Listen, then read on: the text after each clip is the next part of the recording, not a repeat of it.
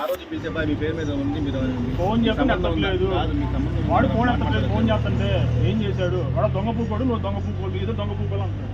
మీ ఇద్దరు కలిసి చేశారు ప్రేమ అంటున్నాడు. ఏం చెప్పాలన్నా? ఏం చెప్పాలి? ఇప్పుడు నేను తప్పు చేయకుండా కూడా నేను తప్పు చేసినట్టు తిని డబ్బులు కట్టాలంటే కడతామన్నా, తినకోకుండా కూడా రూపాయి కూడా కట్టాలంటే ఎక్కడి నుంచి కడతాం? మేము అంత ఉండేవాళ్ళం. మా పరిస్థితి ఏంది? అలాగే ఉంది. మా పరిస్థితి ఏందన్నా? మేము ఎంత పోవాం?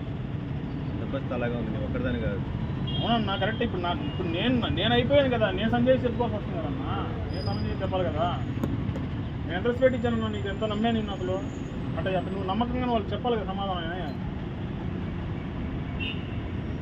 నేను ఇంక వచ్చి మాట్లాడదాం, ఒకసారి ఫైనల్గా మాట్లాడదాం అని చెప్పి వచ్చానన్నా. నేనైతే ఏం చేయలేనన్నా, నా వల్ల కాదు. నేనైతే మాత్రం నేను జాబ్ మానేస్తాను కన్ఫామ్గా. మానేయడం చేస్తాను. మొత్తం సీఎం మీద మొత్తం కేసు పెట్టిపోతాను. నేను ఆల్రెడీ మహీంద్రాలో పెట్టా కేసు, ఇప్పుడు పెట్టిపోతాను మొత్తం.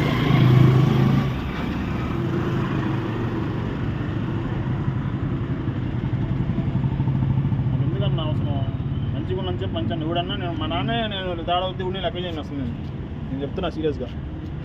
న్యాయం అన్నా, మాట నువ్వు మాత్రం అమౌంట్ క్లియర్ చేసి చెప్పే చేసేసి నా వల్ల కాదు. నేనేం చేయట్లేదు శ్రీకాంత్.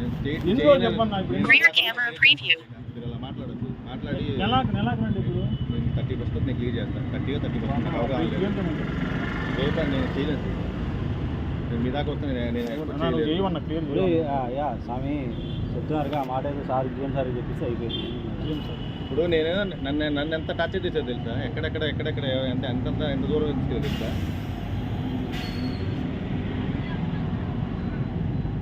ఇప్పుడు 26వ తారీఖు నేను రిజైన్ ఇస్తే నా శాలరీ ఆపుతాను, నాకు తెలీదా? శాలరీ ఆపుతాను అవగాహన ఉంది కదా. అదేదో పుస్తకాలు తీసి వెళ్ళి నేను